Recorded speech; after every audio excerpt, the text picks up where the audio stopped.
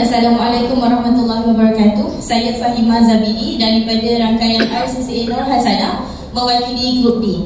Okey, yang pertama sekali, apa yang saya belajar daripada leadership meeting ini adalah satu sentakan yang kuat menyedarkan saya bahawa fasa honeymoon telah berakhir.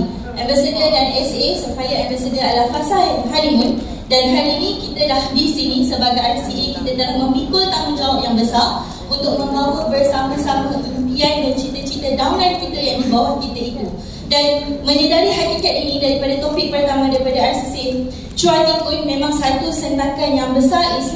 It's no longer about me, it's about my team. So nak tak nak, saya terpaksa melonjakkan diri saya menjadi seorang leader yang mampu memimpin. Pertama sekali memimpin diri saya. Okey, itu yang pertama.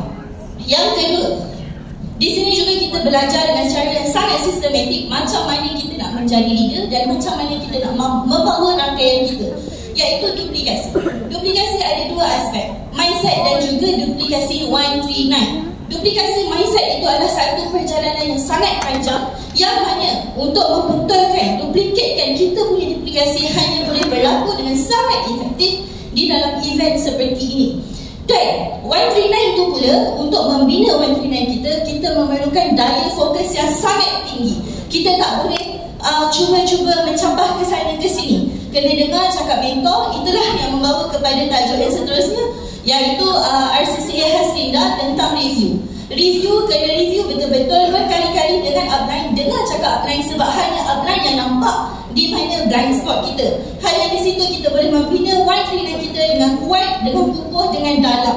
Dan 139 ini dia bukan sekadar untuk kita punya pendapatan, tetapi sebenarnya dia adalah cara gerak kerja kita secara bersama-sama untuk mencapai kejayaan yang lebih besar, yang mana itulah misi dan visi company kita. Okey, lepas tu saya suka nak kaitkan tentang fokus dengan analogi yang RCCA Siti Hajar bagi tentang kedai dan harimau. Itu sangat-sangat powerful. Dan yang terakhir sekali adalah, kita sekarang dah tahu belajar cara untuk terbang. Janganlah lepas kita pulang daripada LM ini kita kembali menjadi ayam.